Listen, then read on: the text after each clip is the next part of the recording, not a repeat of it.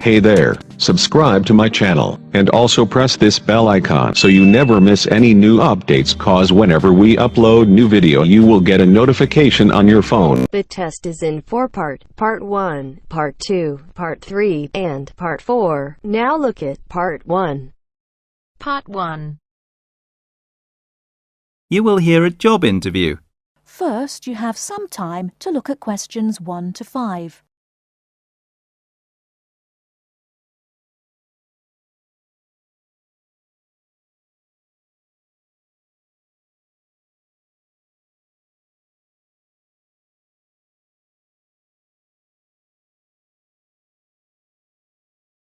Answer the questions as you listen, because you will not hear the recording a second time. Listen carefully and answer questions 1 to 5. Please sit down, Mr. Wilson. My name's Jane Smith, and I'm the personnel manager. Hello, how do you do? Now, this is just a short preliminary interview. I'd like to talk about your present job and what you've done up till now. Yes, of course. Well, could you tell me how long you've had your present position in evening news? It is evening news, isn't it? Yes, that's right. I'm not sure. Let's see. I left university in 2002. Is that right? Yes, 2002. Then I was unemployed for about 2 months. And then I travelled round Britain for a few weeks. So it must be more than 3 years now, in fact. Yes. And have you any particular reason for wanting to change your job? I mean, why do you want to move? Well, I actually like my present job and still find it interesting. The salary's okay, so it's nothing to do with money, though you can always do with more. I suppose the thing is that I'm really very ambitious and keen to get promoted. So that's the real reason. You say you like your job. Can you tell me what aspect you like most? Oh dear, that's difficult. There are so many things. My colleagues are quite nice to go along with, so there's a good cooperative atmosphere. And compared to other presses, the working conditions are great. I mean, the office itself is good. Yes. And then there's the fact that as a journalist, I regularly write articles about what is happening at home or in the world. So I have to make decisions.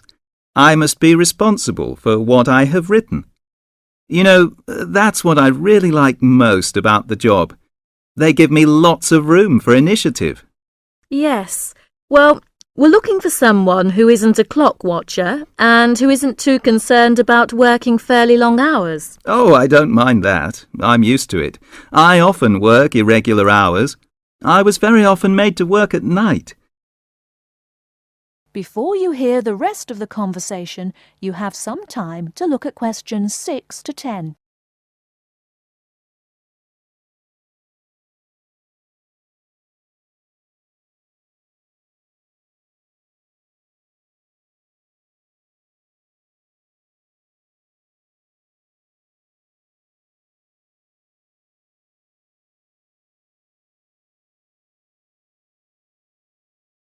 Now listen and answer questions 6 to 10. Hi John, are you nearly ready? Oh no, I don't think I'm going to make it tonight. Why? I've got this assignment to finish for tomorrow. Well, maybe I can help. What do you have to do? I have to do a short presentation on some household object, and I just can't think of anything. I have to talk about what it is and the parts in it. Well, why not make it simple? Why not describe a bottle or a can? Well, that's far too simple. Okay, how about an aerosol can? Maybe. What labels can you put on it? First you'd have to draw an aerosol can. First thing you could label would be the hairspray or whatever was in the can. You'd just label that product, I suppose. Then you'd have to label the area above the product as the propellant. Is that the gas that presses down on the contents of the can, forcing it out through the dip tube? Yes, you've got it. Okay, so far so good. Now, At the top of the aerosol, there are quite a few things to label, so I'd have to write quite small. Unless you drew a couple of lines and showed an enlarged picture of that area. Yes, that would work. Then I could start labelling from the top to the bottom.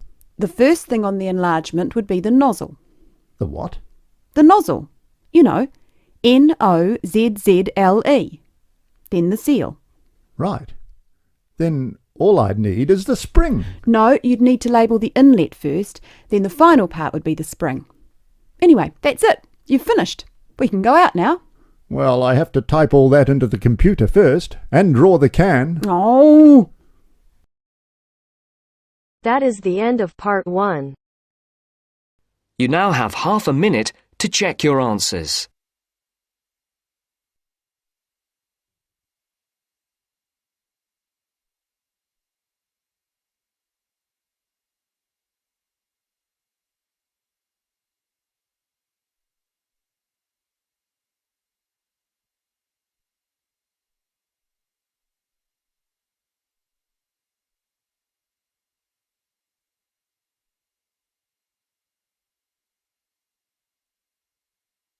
Now turns to part 2. Part 2. You are going to hear a lecture. First, you have some time to look at questions 11 to 15.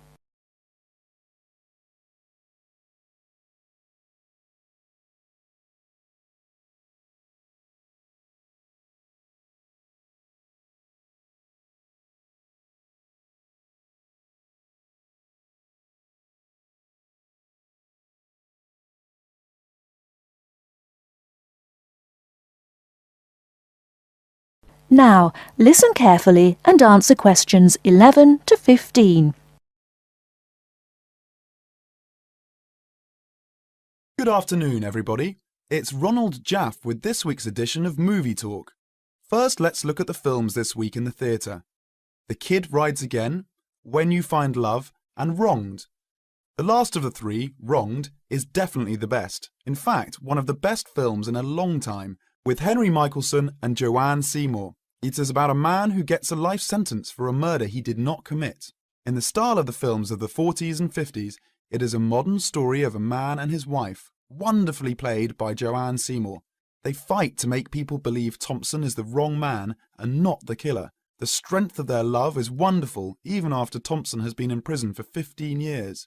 Of course, I won't tell you what happens after Thompson's 15th year in prison. That would ruin the story. But if you see no other film, you should see this one. The story may be old, but the acting is great, and it will hold your attention from beginning to end. Unfortunately, I can't say the same for When You Find Love. Just another silly story about how boy meets girl, boy loses girl, boy gets girl again, and they live happily ever after. Before you hear the rest of the talk, you have some time to look at questions 16 to 20.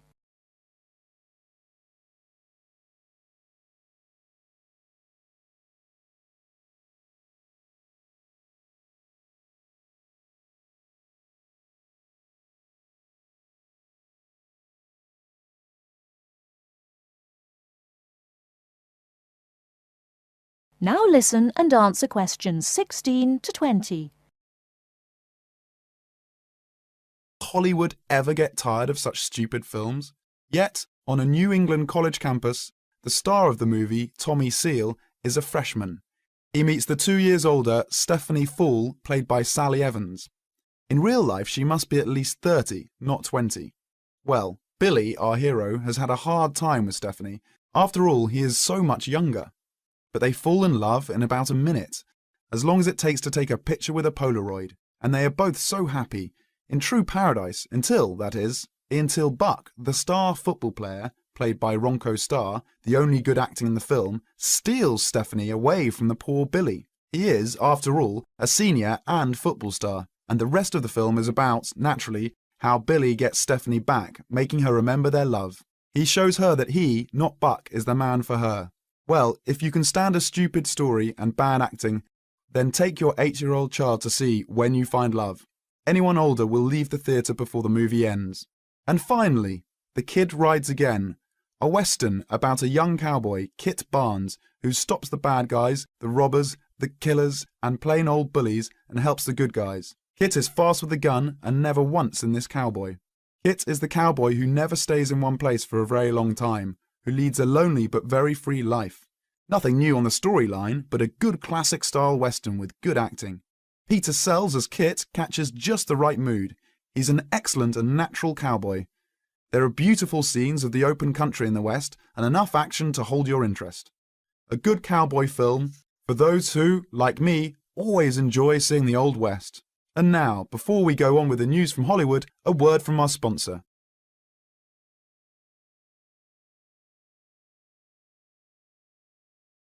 That is the end of part 2. You now have half a minute to check your answers.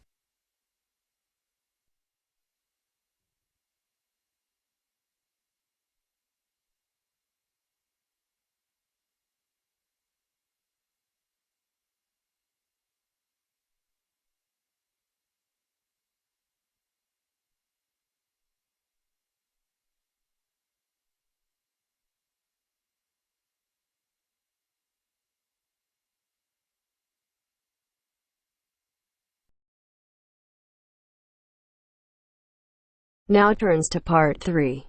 Part 3. You are going to hear a conversation between Bill and the counselor.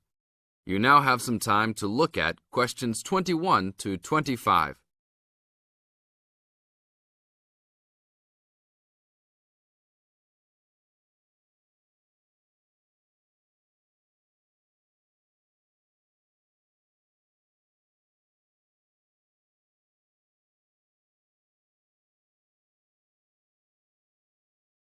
Now, listen to the conversation carefully and answer questions 21 to 25 by circling the correct letter A, B, or C.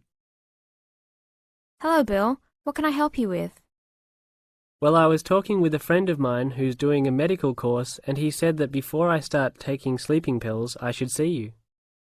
I see. Well, I can't prescribe any medicine, Bill, and I prefer not to encourage anybody to take sleeping pills. What I can do is to help you look at why you're not sleeping. Okay, but I think it's because I don't know how to handle all the work. I found that new students find college very different to school. The biggest difference seems to be that you have to get used to working more independently at college. And this can be difficult to pick up straight away. You can feel that you're not quite in control of it all. That's right. I mean, with only a few lectures and tutorials each week, it looks like an easy workload, but then you suddenly realize that there are assignments, tests, and exams. I know I'm not the only one. I really prefer to work quietly in the library where the resources are, but its hours just don't suit my work and sleep habits. Yes. Having a lot of time to manage and having to arrange to get everything done and still have time left over to relax and feel refreshed usually needs careful planning. Yeah, that's right. I know. But it's hard to get started. My medical mate said you can help with getting organized, and I sure need it. Okay then. I need to get a few details about your timetable and any other commitments. You can put them all down on this form if you like. Now you have some time to look at questions 26 to 30.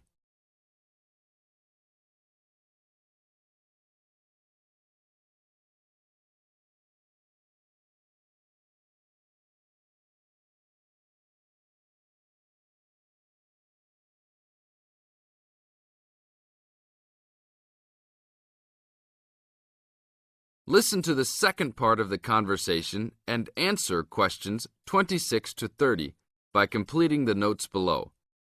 Write no more than 3 words for each answer. Now, Bill, what's your main concern? Well, what really gets me down at present is that the exams are coming up and I don't feel confident. I know you've spent a lot of time preparing, so let's look at the actual exam itself. No matter how much preparation you do, it doesn't really count if you don't plan how you will time yourself to ensure you get to answer all the questions. Usually there will be some guide on the exam paper that will tell you the relative importance of each question. its contribution to your total mark. I see. So if I feel organised at the start, I can be more confident. Exactly. So once you've worked out an overall plan, and this can be done quickly, you need to make sure you know what each question is asking you to do. As a marker, I know what answers I expect to a question. Then you need to address the question, not just write down what you know and hope the marker will appreciate the hard study you've done. Yes, that's important. I can see that markers are looking at the questions, not trying to guess what we know. Yes. And the third point to keep in mind is that even if you know the topic well, you should leave time to go back and check your work for content. There may be an important point you have missed, or not explained as much as you wanted to. And at the same time, you can look for errors, including any obvious ones in grammar. Okay, thanks. It's really simple in many ways, isn't it? That is the end of part 3. You now have half a minute to check your answers.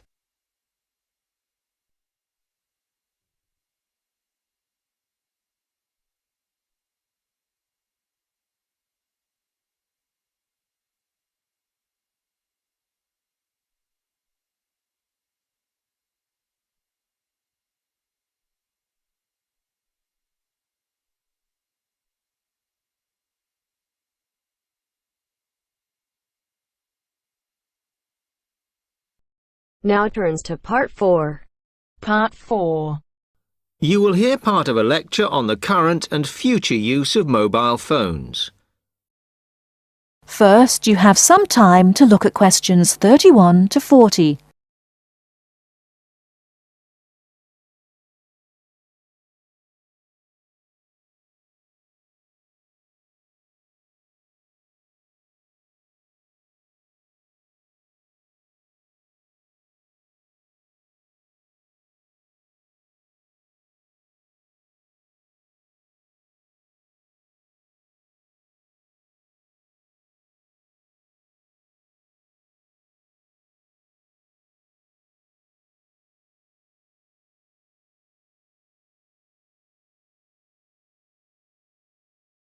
Now listen carefully and answer questions 31 to 40. Okay, now today we're looking at changes in communication, and specifically changes that have just happened or are likely to happen in the next few years. Key to this is the mobile phone, which is increasingly being seen as an all-purpose system rather than just a phone. If you only use your phone for texting and making calls now, you will be amazed at how you'll be using it in the future. The technology has been developed for a range of other uses. For example, phones could be used so that if you are meeting someone and they get lost, you could send them a map of your location to help them. This will save all those complicated explanations over the phone and our poor friends or colleagues trying to drive and find out where they are at the same time. And if you get bored waiting, or if you're traveling, for example, you will soon be able to see TV news on your phone as it is actually being broadcast. This means that you won't have to miss any of your favorites if you were away for a few days. Most people have got used to texting now, and young people send pictures to each other. But what is exciting is the possibility of putting music with them before you send them. And it's not all frivolous. Phones are going to become even more critical in business and education. Some recent developments have a highly practical usage. So, for example, as lecturers, we will be able to send everybody a text to let them know if lectures have been cancelled. And the new phones could have a further use in education, as well as business, as they will enable us to go to any destination, such as when we are doing a field trip, for instance. And from there, to send data directly to a computer so that we can access it when we get home. This means we will no longer be limited by what the phone can store. And it's interesting to look at the different ways that men and women use phones now, as that does affect how the technology will develop. Some research has been done on how people use phones, and some of the results are surprising. One of the increasing usages of mobile phones is to get all sorts of data, such as phone numbers, the weather, train times, etc. And while there's been an attempt to set up connections with things that women might be interested in accessing, it is overwhelmingly men who do this.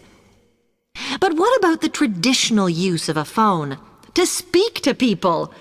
I suppose we would predict that it is mainly women who use phones as a method of contact for friends and family, but, in fact, the genders exploit this facility equally.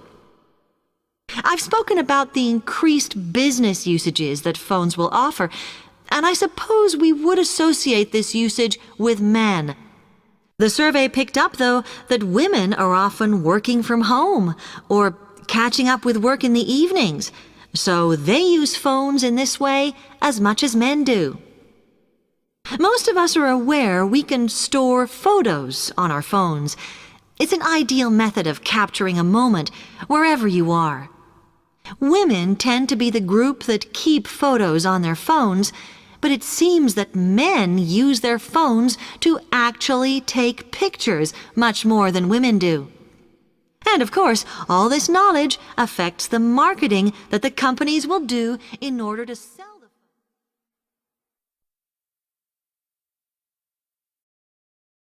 That is the end of part 4. You now have half a minute to check your answers.